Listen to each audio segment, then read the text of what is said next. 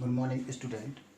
Today I will start a new chapter that is excess demand and deficit demand.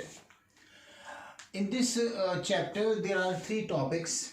The first one is meaning of excess demand and deficit demand.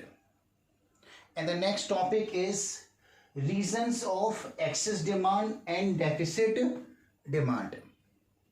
And the third topic is measures to correct excess demand and deficit demand. So in this chapter we will discuss only three topics, that is meaning of excess and deficit demand, and the next topic is reasons or causes of excess demand and deficit demand.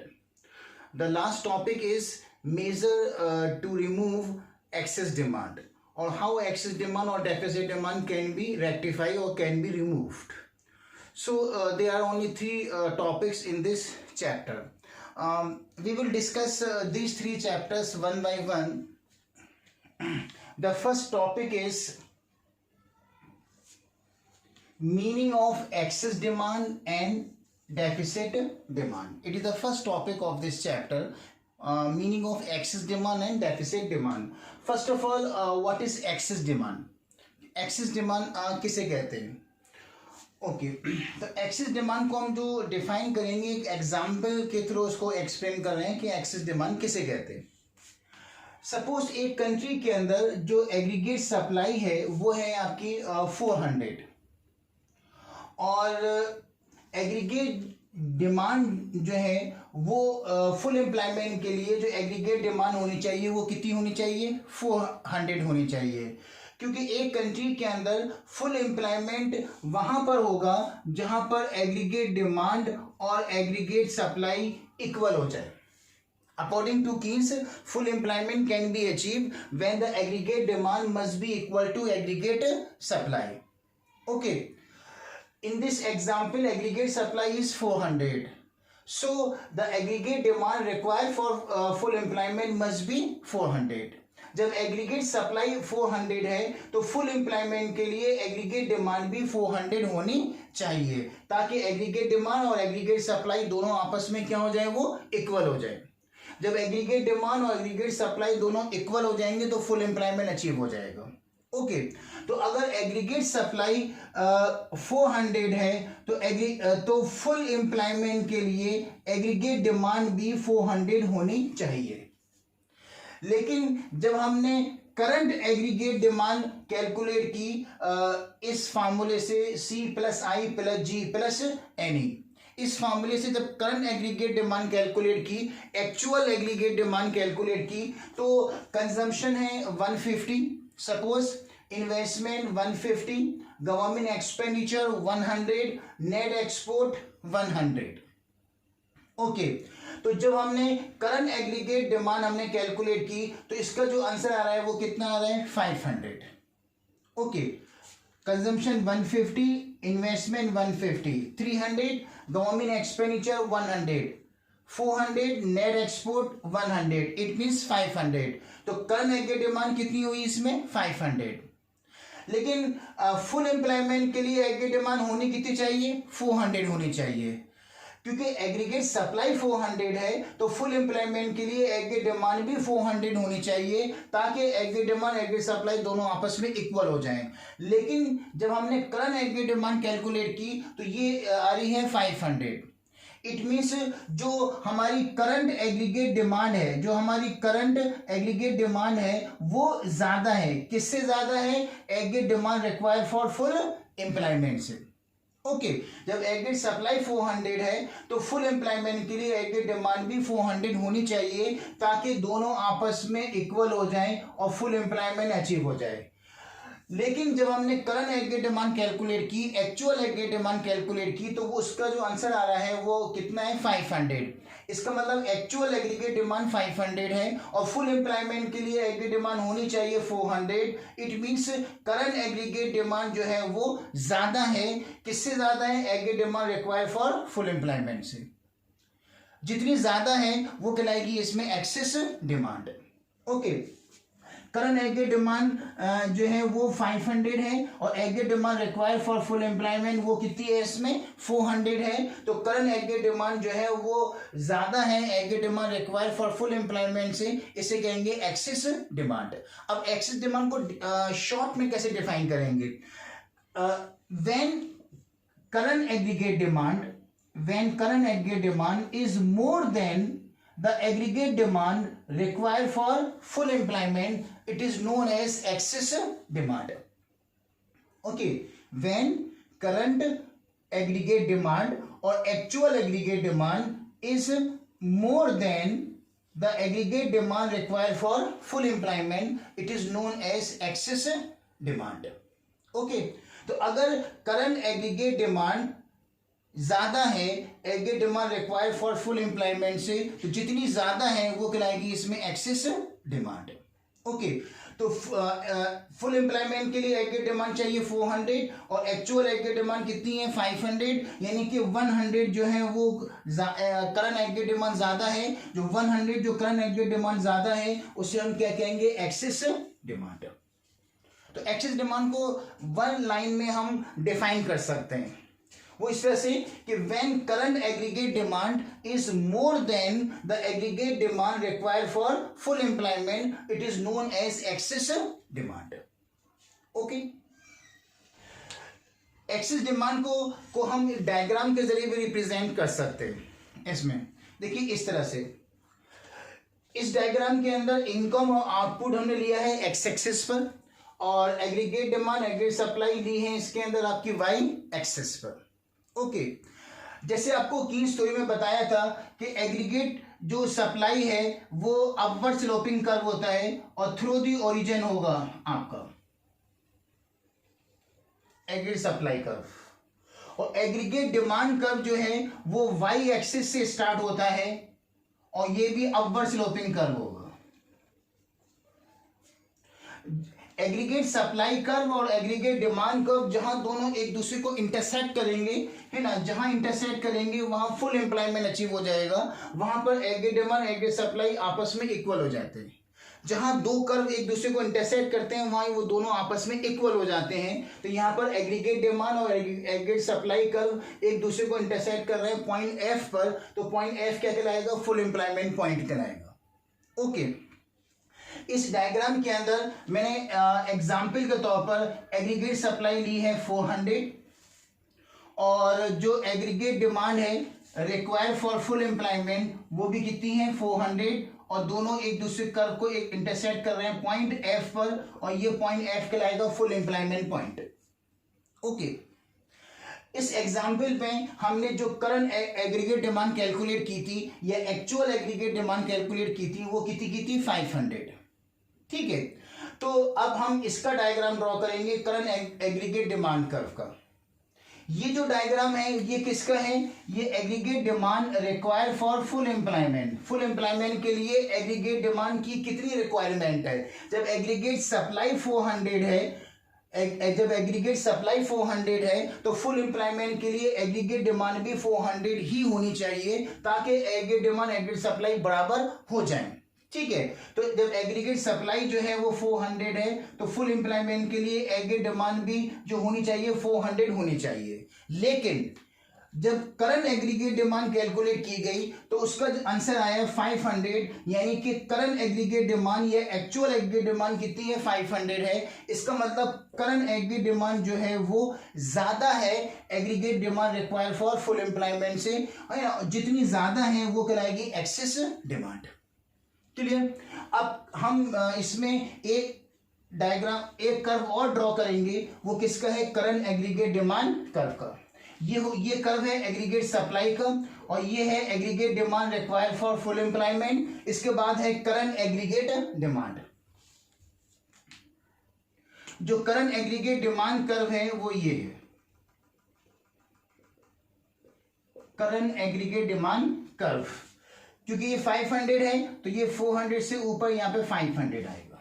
इस तरह से current aggregate demand जो है वो 500 है, तो current aggregate demand का जो कर्व है वो ऊपर होगा। किसके ऊपर होगा, aggregate demand required for full employment से ऊपर क्यों होगा? ऊपर का जो रीजन है वो ये है कि aggregate demand required for full employment 400 है और करंट एग्रीगेट डिमांड 500 है। करंट एग्रीगेट डिमांड ज्यादा है, इसलिए करंट एग्रीगेट डिमांड कर्व जो है वो क्या होगा? अबव होगा इससे। ठीक है, इस जो ये पॉइंट एफ है इसको हम आगे एक्सटेंड करेंगे। ये आ गया F1। ये जो गैप है ना, ये गैप कहलाएगा आपका एक्सेस डिमांड, क्योंकि फुल एम्प्लॉयमेंट के लिए एग्रीगेट डिमांड होनी चाहिए 400, लेकिन करंट एग्रीगेट डिमांड कितनी है इसमें? 500। यानी करंट एग्रीगेट डिमांड जो है वो फुल एम्प्लॉयमेंट से 100 क्या है? वो ज्यादा है। और ये जो गैप है वो गैप क्या शो कर रहा है कि करंट एग्रीगेट डिमांड जो है वो फुल एम्प्लॉयमेंट से ज्यादा है और 100 ज्यादा है, तो ये 100 क्या कहलाएगा? आपका एक्सेस डिमांड। इसका एक और नाम है, वो है इन्फ्लेशनरी गैप। इन्फ्लेशन होता है, इन्फ्लेशन का मतलब होता है प्राइस इंक्रीज होना। When the price of goods and services increases it is known as inflation. Okay, if the price of goods and services increase continuously over a long period of time, it is said to be inflation. Sometimes the price of goods increases due to increase in demand. It is known as demand pull inflation. Demand pull inflation. When the price of goods and services increases due to increase in demand of goods, it is known as demand pull inflation. Okay. If the price of goods and services increases due to increase in cost of production, it is known as cost push inflation. There are different type of inflation like demand pull inflation, cost push inflation, creeping, walking inflation. There are different type of inflation. In short, inflation is that phenomena. Inflation is that process in which the price of goods and services increase continuously over a long period of time. Okay, in this case the demand of the goods increases, that's why the price of goods will also increase. It is said to be demand pull inflation. Okay, in this gap, this gap is known as inflationary gap. This gap is known as inflationary gap.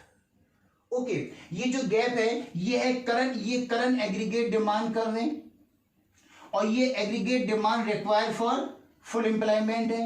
इन दोनों के बीच का जो ये gap है, ये gap कहलाएगा inflationary gap, क्योंकि aggregate demand full employment के लिए होनी चाहिए 400, लेकिन करंट एग्रीगेट डिमांड है कितनी? 500 है। यानी एग्रीगेट डिमांड ज्यादा है। जब एग्रीगेट डिमांड ज्यादा है तो 100% प्राइस इंक्रीज होंगे और डिमांड के इंक्रीज होने पर जो प्राइस इंक्रीज होते हैं उसे कहते हैं डिमांड पुल इन्फ्लेशन। इसलिए इस गैप का जो नाम रखा गया वो क्या नाम रखा गया? Inflationary gap. Okay, inflationary gap को आप एक और तरीका है इसको डिफाइन करने का। अगर हम इसको सेपरेटली डिफाइन करें कि व्हाट इज इन्फ्लेशनरी गैप, या अगर 1 मार्क्स में आता है कि डिफाइन इन्फ्लेशनरी गैप, तो इसको आप अलग से भी डिफाइन कर सकते हैं। और इसको जो डिफाइन करने के देखिए इस तरह से डिफाइन करेंगे आप।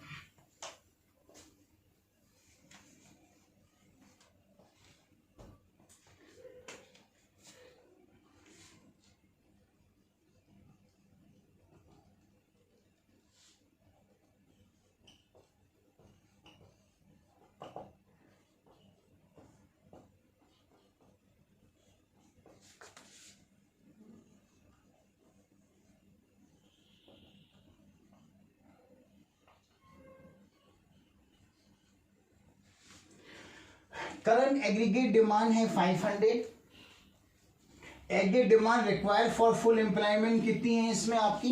400। दोनों को माइनस करेंगे, करंट एग्रीगेट डिमांड 500 और aggregate demand required for full employment 400। 500 में से 400 माइनस किया तो 100 जो बाकी बचा वो कहलाएगा आपका इन्फ्लेशनरी गैप। अब देखिए इन्फ्लेशनरी गैप को अगर एक लाइन में अगर डिफाइन करना है तो किसे डिफाइन करेंगे? Inflationary gap is the difference between current aggregate demand and aggregate demand required for full employment. Inflationary gap is the difference between current aggregate demand and aggregate demand required for full employment. When current aggregate demand is more than aggregate demand required for full employment.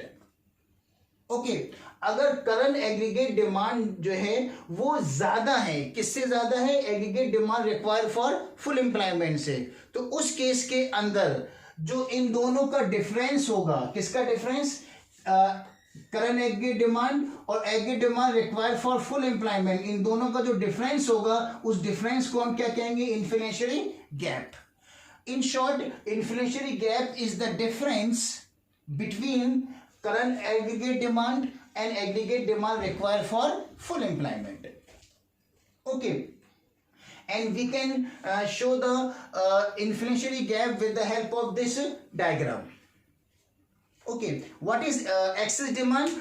Excess demand can be defined as when current aggregate demand is more than the aggregate demand required for full employment, it is known as excess demand. Aggregate supply आपकी 400 है, aggregate full employment के लिए aggregate demand चाहिए 400, ताकि aggregate demand aggregate supply दोनों बराबर हो जाए और full employment अचीव हो जाए. ओके, जब एग्रीगेट सप्लाई 400 है तो फुल एम्प्लॉयमेंट के लिए एग्रीगेट डिमांड भी 400 होनी चाहिए, लेकिन जब हमने एक्चुअल या करंट एग्रीगेट डिमांड कैलकुलेट की तो वो 500 आ रही है. इसका मतलब करंट एग्रीगेट डिमांड जो है वो ज्यादा है. किससे ज्यादा है? Aggregate demand required for full employment से. जितनी ज्यादा है 100 वो कहलाएगी एक्सेस डिमांड. तो एक्सेस डिमांड को डिफाइन करेंगे when current aggregate demand is more than the aggregate demand required for full employment, it is known as excess demand. Okay, it can be explained with the help of this diagram. Now our next topic is deficit demand. What is deficit demand? Actually, deficit demand is the just opposite of excess demand.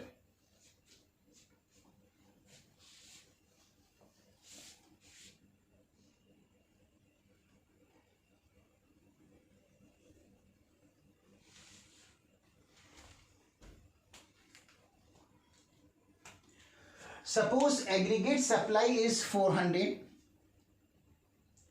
and aggregate demand required for full employment must be 400, so that aggregate demand must be equal to aggregate supply and full employment can be achieved.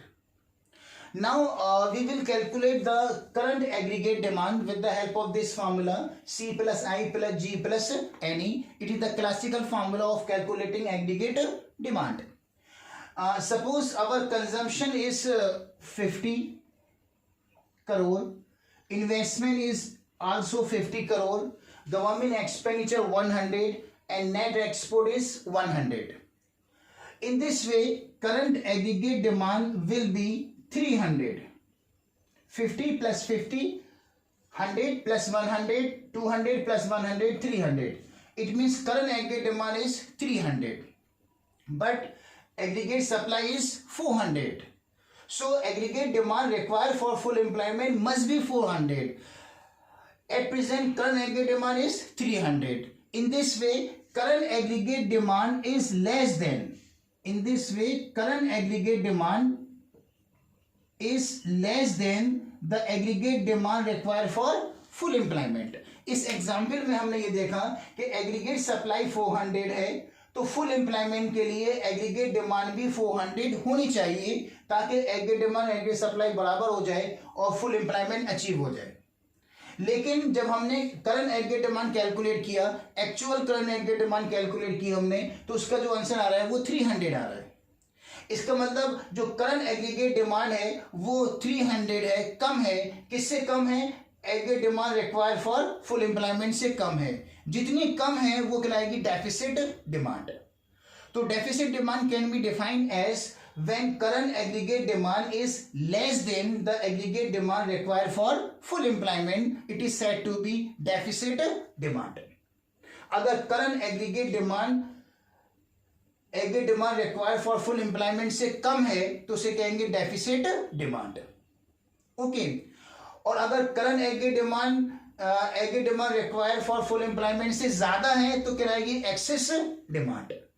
Excess demand और deficit demand की definition exactly same है, सिर्फ एक word का difference है, एक word का difference है। अब मैं दोनों को दोबारा से रिपीट कर रहा हूं, एक्सेस डिमांड और डेफिसिट डिमांड को, दोनों की डेफिनेशन सेम है और सिर्फ एक वर्ड का डिफरेंस है, वो आप नोटिस करिएगा वो एक वर्ड क्या है जिसका डिफरेंस है। Okay, excess demand can be defined as when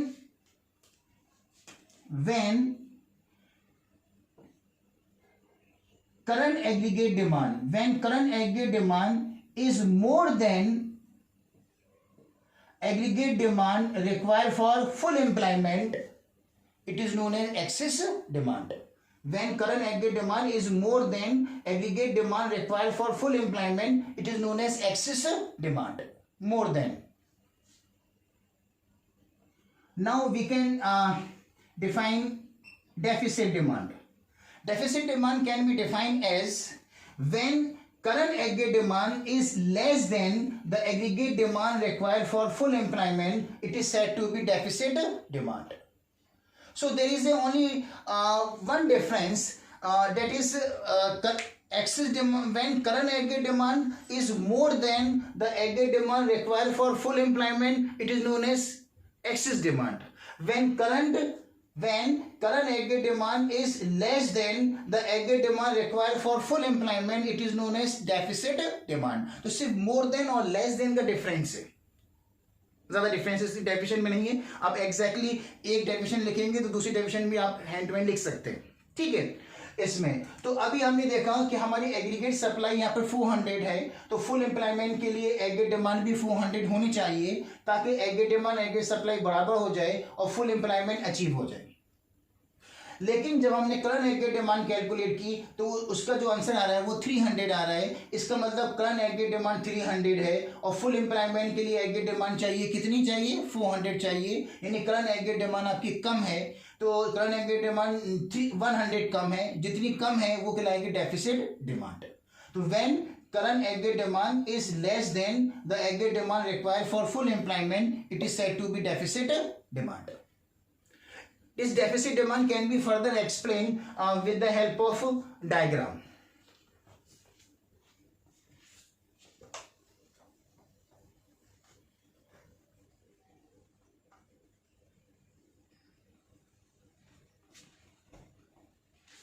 In this diagram, we take income and output on x-axis, aggregate demand and aggregate supply on y-axis. It is aggregate supply curve. This aggregate supply curve is upward sloping curve. It starts from origin. It makes the angle of 45 degree. Okay. We have another curve. This curve is known as aggregate demand curve, and this aggregate demand curve starts from y-axis because aggregate demand never becomes zero even your income is zero. If the income is zero but aggregate demand never becomes zero, aggregate demand may be 20 or 30 or 40, even the income is zero. That's why aggregate demand curve starts from y-axis. Okay. Suppose aggregate supply is 400 and aggregate demand required for full employment also 400. These two curves intersect each other at point F. This F point is denoted as full employment. Okay. Now we have to draw another curve that is current aggregate demand curve. Our current aggregate demand is 300.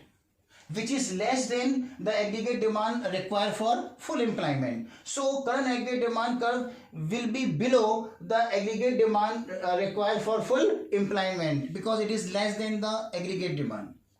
Here is current aggregate demand. Current aggregate demand. Our current aggregate demand is 300 and aggregate demand required for full employment is 400. Okay. ये आपकी current aggregate demand है और ये current aggregate demand curve जो है वो below है। किसके बिलो है? Aggregate demand required for full employment के। अब बिलो क्यों है? उसका रीजन क्या है? उसका जो रीजन है वो ये है कि फुल एम्प्लॉयमेंट के लिए जो एग्रीगेट डिमांड चाहिए 400 है, लेकिन करंट एग्रीगेट डिमांड कितनी है? 300 है। इसलिए करंट एग्रीगेट डिमांड कम है, तो इसलिए करंट एग्रीगेट डिमांड जो है वो नीचे होगा कर्व इसके। ओके, ये पॉइंट एफ से हमने एक परपेंडिकुलर ड्रॉ किया कि ये परपेंडिकुलर जो आ रहा है वो एक्स एक्सिस पर आ रहा है और ये परपेंडिकुलर है आपका आउटपुट शो कर रहा है, एक full employment level of output show कर रहा है। ये जो गैप है या EF, ये जो गैप है EF का, ये गैप क्या कहलाएगा? Deficit demand. Actually full employment के लिए एग्रीगेट डिमांड होनी चाहिए 400, लेकिन करंट एग्रीगेट डिमांड कितनी है इसमें आपकी? 300। जो दोनों का बीच का जो गैप है उस गैप को कहेंगे डेफिसिट डिमांड, या फिर इसका एक नाम होगा डिफ्लेशनरी गैप। ये जो गैप है वो क्या कहलाएगा आपका? Deficit demand. डेफिसिट डिमांड और एक नाम और भी होगा, वो क्या होगा इसका? Deflationary gap.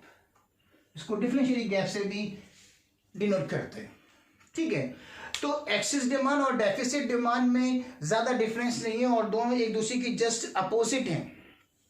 ओके, डेफिनेशन भी और कर्व में भी। कर्व में क्या डिफरेंस है? कर्व में डिफरेंस ये है कि जब आप एक्सिस डिमांड का कर्व ड्रॉ करेंगे तो करंट एग्रीगेट डिमांड कर्व जो है वो क्या होगा? ऊपर होगा।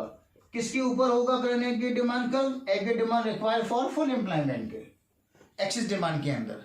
लेकिन जब आप डेफिसिट डिमांड कर्व का डायग्राम ड्रॉ करेंगे तो डेफिसिट तो इसका जो करंट एग्रीगेट डिमांड कर्व है वो बिलो होगा, नीचे होगा। किसके नीचे होगा? Aggregate demand required for full employment के नीचे होगा।